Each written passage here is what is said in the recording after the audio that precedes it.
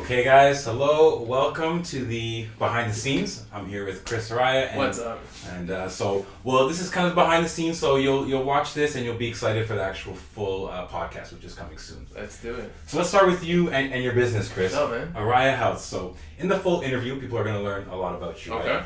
But I went to the website to do some research about your business, and by the way, 5 stars on Google reviews. I saw that, yes, so that's impressive. And in the information about yourself, right, it says you've taught massage therapy classes and you have a run club that you posted as well. So before we get into you and what you do with your business, do you want to talk about kind of your extracurriculars or things you do outside of your business, Araya Health? Yeah. So business is Araya Health, as you mentioned.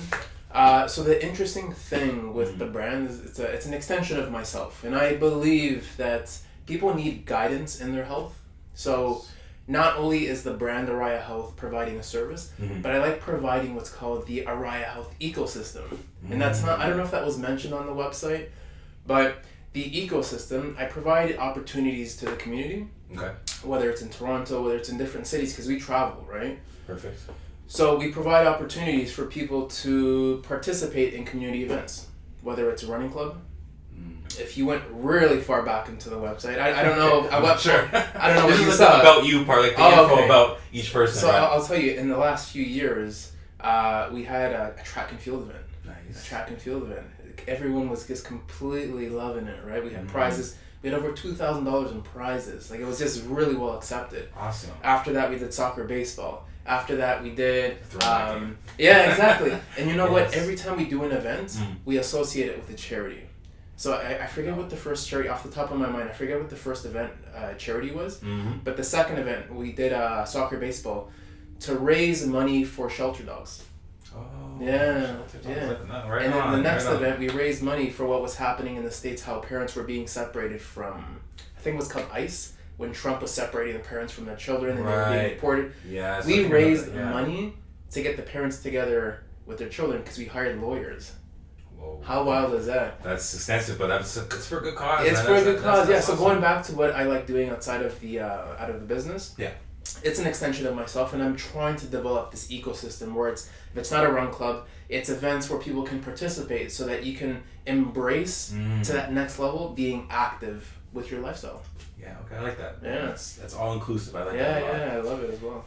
So let's move on to this idea of preventative care, because for your business, for your clinic, massage therapy and just therapy, I think in general. Yeah.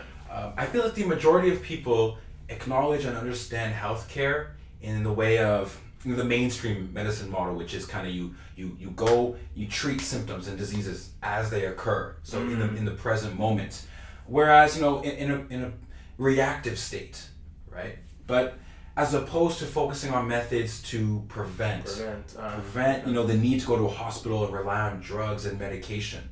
So I kind of want to know, would you agree like that preventative care as an understanding is underrated and underappreciated, and why you think that's so?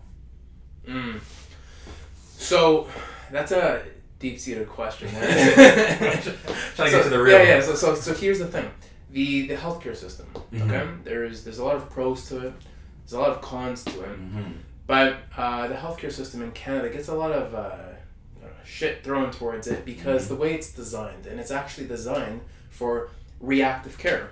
Right. It's designed for acute care. That was the primary role for the healthcare system. It was meant for if you fell off a tree, was your arm broken. Yes. It was meant if you're pregnant, you go to the hospital. Right. Or if you're sick with something new that came up, that was the primary function. Even COVID, like the vaccine. There we go. That's right? acute. That's acute, right? Exactly. That was the primary role for the healthcare system. Now the thing is, fast forward many years later, we have a culture that kind of breeds chronic health problems. Overweight, heart problems, diabetes. Yes. We can associate these things that are, for the most part, they're preventable. Now we have chronic conditions in a system that's meant for acute responses. Yeah. That's where the issues. So really, to answer that question, we got to dig deep into the healthcare system. Now, preventable, people that react to chronic health conditions, it's hard because a city has to be built from the ground up to promote physical activity, right? So cities that don't embrace that, there's a correlation between people that are just not physically active, they're reactive with their health. And then for the most part, they show that these people deal with a lot more chronic stiffness, joint pain. It's a sedentary lifestyle. So I don't know if it's underappreciated, but definitely the city and the infrastructure of the city and the healthcare system plays a huge role in advocating for you to ensure that you choose this active lifestyle. Interesting. No, so it's a deep thing. We're opening up here. Like Pandora's box. It's a can of worms, man. It's not simple to answer. Okay. But urban design of a city often dictates how active your life is going to be. That's interesting. I didn't even think you'd take it there. That's what I want to ask. Because of your field, I want to know kind of which perspective you take it, and that's really interesting when you bring up how a city from the ground up really can decide or dictate whether the people are going to go towards preventative or you know. And it's funny because people hate. I mean, I get annoyed as well with the bike lanes that are constantly going. Here's the thing: they're gathering numbers to advocate for you. So when people hate on that, like, you're making it harder not just for yourself, but the generations to come. To live an active lifestyle. So downtown Toronto, they're doing an amazing job, and it's slowly spreading from there. We can't knock on it because that's a lot of money, and they have to gather data to promote physical activity. I saw that in what they were doing for sure. Well, let's move on to your book because I'm really excited to get into the book, man. That's why we're here, the Blueprint to Recovery. Blueprint. So I read it twice now. I read it once thoroughly, and then I skimmed through just picking up the parts I liked the most. Yes. And nutrition was my favorite pillar. It's something I've always had to focus on to improve. And so it said this book came out November 27th, 2020. Okay, so that's, how many months is that? So 3-4 months, I guess. So I just wanted to know, like, what are some of the toughest challenges in writing a book? Well, you're gonna go through this because your book's coming out soon, right? For sure. The toughest part in writing a book. That was the question, right? Yeah. What are the challenges? There was a lot of moving parts, right? And I like to believe, at least from what I know of myself, that I don't have the biggest ego to admit that I need help in some aspects of writing the book. Right. So I reached out to hiring a coach to teach me how to write better. Because I wanted to be very persuasive in my writing, and I wanted to not only give you facts, but I wanted to tell a story. Does that make sense? Yes. Because I think you would best be able to relate to me if there was a story that kind of unraveled as you read it. So I learned how to write better. All right. Yes. I hired a illustrator or a designer. Forgive me if I'm using the wrong term for his designation. It showed. He drew the arts. So taking my ideas and having to understand your contents to the point where you know it well enough that you can explain it to someone to draw. Unless you do it, you don't realize how hard it is, right? So that took months. And I say months, I'm talking like 7 months to complete, right? We have Quentin, who's representing the nutrition section of the book, right? So I teach at the Naturopathic College. I teach massage therapy there, and Quentin was one of my students at the time, and we're always talking, right? And then somehow we just stumbled on the idea of, let's write a book together. So then there was that, and then we have a professional chef. With the meals on there. Yes.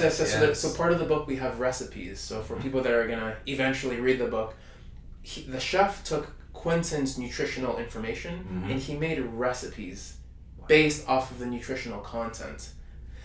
And then I had to take my information and just package it, and then someone to format it and put it together. Look, at the end of the day, there was a lot of moving parts, and for me, creating it wasn't the hard part. It was making sure that, similar to a general contractor, if you're familiar with what they do, they make sure that everything's being coordinated in a construction site. I felt like that was my role, on top of being a father, on top of being a business owner.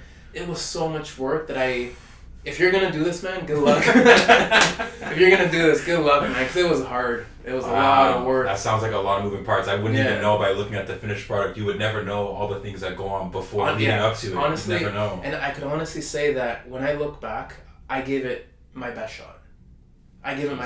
Right? So I know I definitely left nothing unturned in the creation of the book, and I'm more than proud of it at this point. Perfect. And then just having it out and releasing it, what's that been like? The moment of like giving it to people and seeing their reactions, seeing how they enjoy it, what's that feeling like? It was bittersweet, to be honest with you, right?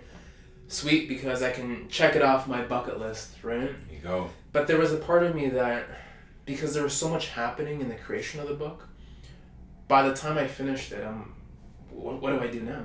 I dedicated so much time up to so much of my day. Like my son, I swear on my life, my son would keep me up until 4:30 at night. And then because writing this book was in my mind, I would wake up at 6 and just write at 6. So like I would sleep 2, 3, 4 hours in a night. And the crazy part is that I would wake up and I wasn't tired. Right?